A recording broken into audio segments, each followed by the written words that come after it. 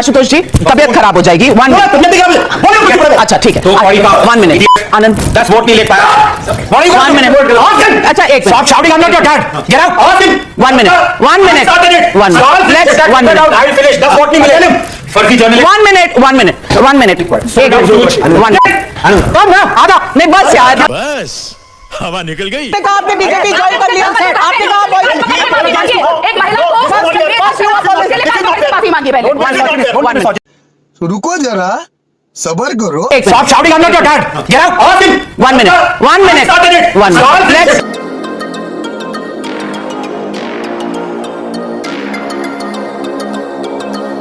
Hi hello नमस्ते जय श्री कृष्णा राधे राधे। मैं यूपी से आज फिर आपका एक नए डिबेट वीडियो में स्वागत है।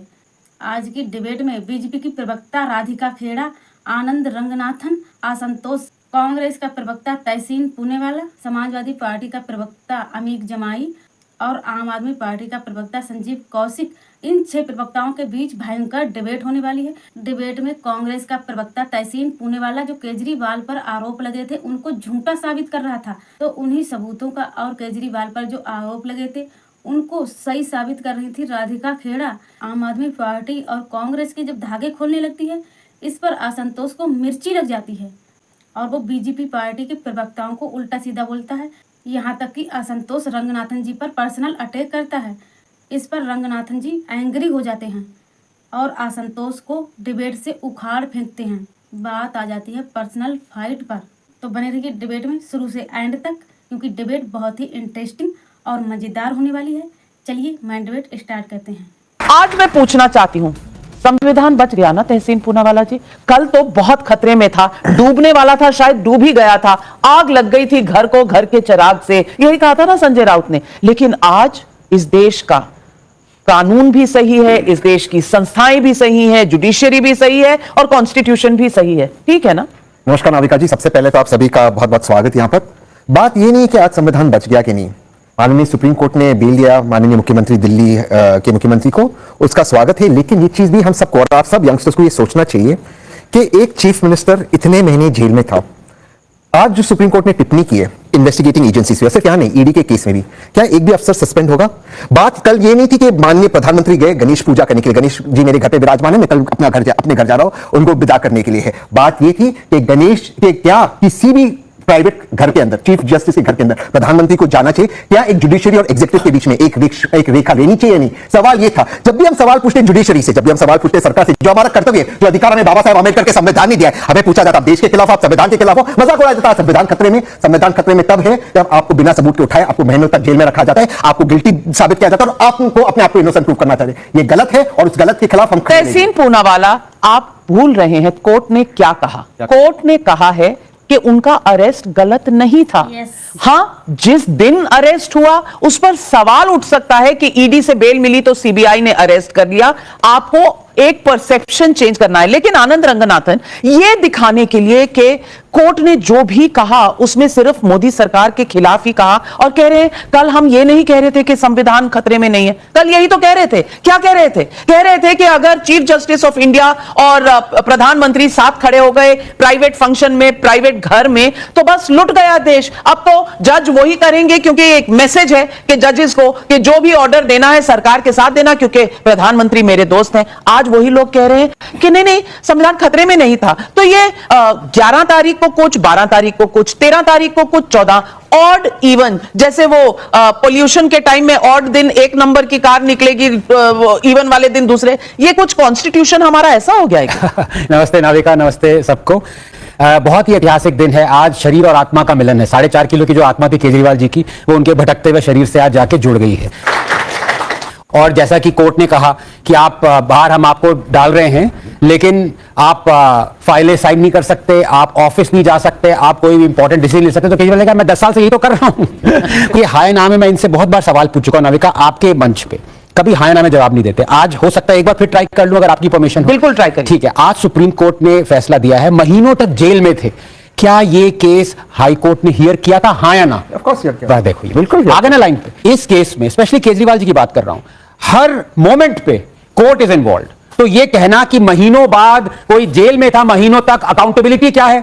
आप actually you are in contempt of court, because high court ने कहा है कि there is not only a money trail, Kejriwal use the proceeds of crime. I am quoting the high court verbatim. अब मान लीजिए हाई कोर्ट गलत हो नहीं हो, अभी तक केस का फाइनल एडजुडिकेशन नहीं हुआ है, लेकिन यह कहना कि अब महीनों बाद सुप्रीम कोर्ट आ गया है, ये एकदम गलत है और ये मिसलीड कर रहा है। पर यह तहसीन की पहली बार नहीं है कि मिसलीड करवा रहे हैं। 3-4 बार ये मैटर गया है सुप्रीम कोर्ट से वापस हाई कोर्ट, फिर ईडी कोर्ट। लेकिन सवाल आज ये है, और आशुतोष जी मैं बहुत जिम्मेदारी से आपसे ये सवाल पूछना चाहती हूं। सवाल बस इतना है कि अगर ममता बनर्जी, राहुल गांधी, अरविंद केजरीवाल, अखिलेश यादव इनकी बात के हिसाब से चीजें हो जाए तो देश ठीक है, नहीं तो देश में तानाशाही है, संविधान खतरे में हो जाता है, इस देश के लोग खतरे में हो जाते हैं। ये बाइनरी कब तक चलेगी? लेकिन रोज रोज संविधान खतरे में क्यों आ जाता है? ये बाइनरी तब तक चलेगी जब तक बीजेपी सत्ता में है। जब बीजेपी सत्ता के बाहर चली जाती तो बाइनरी चेंज हो जाती। 1 अक्टूबर 2011 अरुण जेटली देश के बहुत बड़े नेता, लॉ मिनिस्टर रह चुके हैं, उन्होंने क्या कहा? 2 तरीके के जज होते हैं, एक वो जो कानून को जानते हैं, दूसरे वो जो कानून मंत्री को जानते हैं। अब इससे बड़ा स्टेटमेंट जुडिशरी के ऊपर तो हो ही नहीं सकता।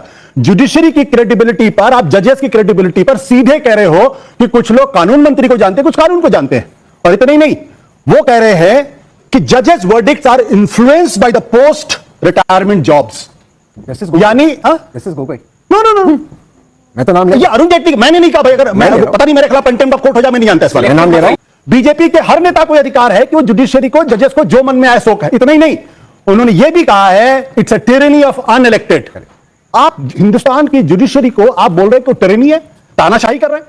आर है कि आप कह दें कि रिटायरमेंट के पहले जो जजेस फैसला करते हैं वो रिटायरमेंट के बाद जॉब्स के लिए करते हैं, तो अब लोकतंत्र खतरे में नहीं पड़ता। भारत की लोकतंत्र पर अगर खतरा नहीं होगा तो क्या होगा फिर?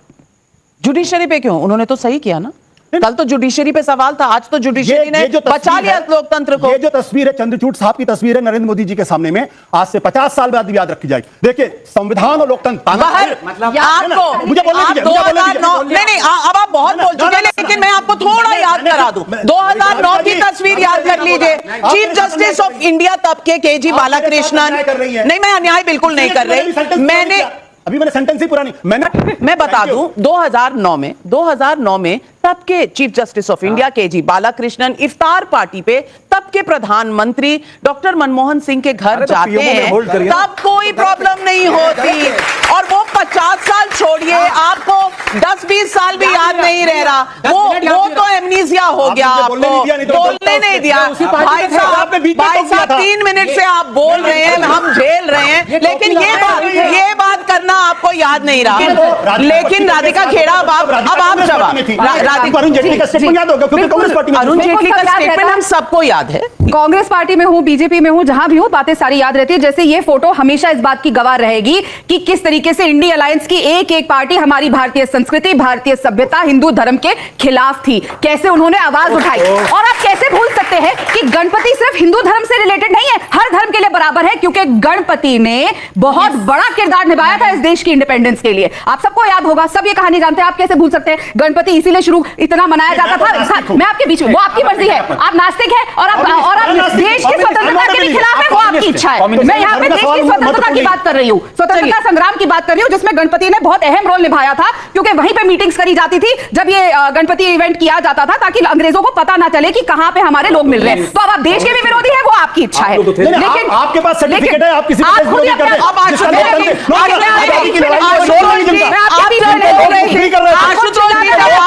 आशुतोष जी जब आप बोल रहे थे, राधिका खेड़ा ने आपको डिस्टर्ब नहीं किया, लोकतंत्र की हत्या यहाँ हो रही है। आपके पेट में मरोड़े पड़ना समझ आता है, क्यों मरोड़े पड़ती है आप लोगों के पेट में, सबको पता है।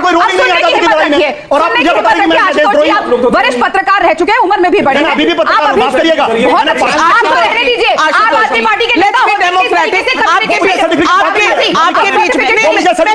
मैं काउंटर का समय दूंगी, पहले वो बात खत्म कर ले, फिर आपके बीच में नहीं बोली थी।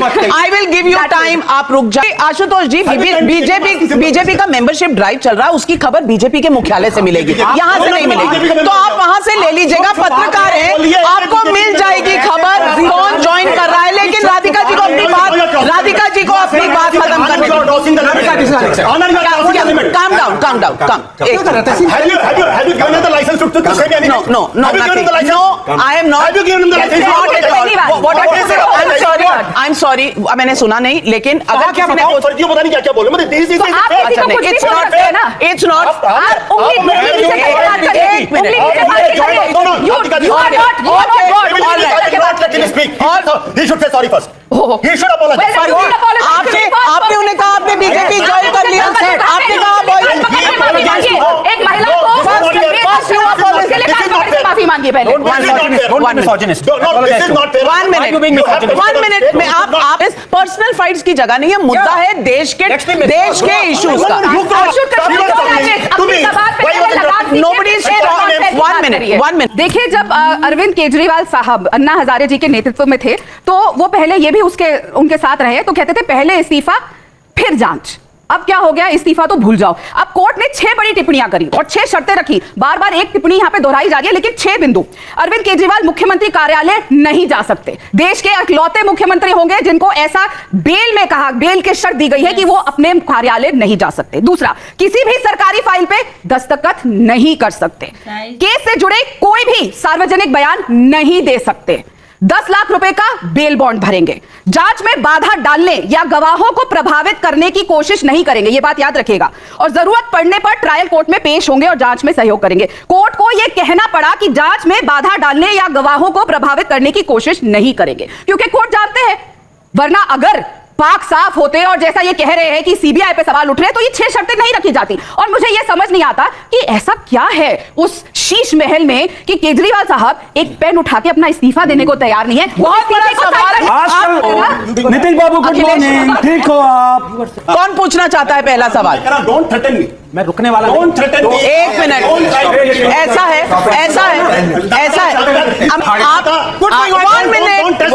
I am not testing your patience. ऐसे नहीं, Don't test my patience. बिल्कुल स्टॉप। बस ओके, बस लेट्स 1 मिनट।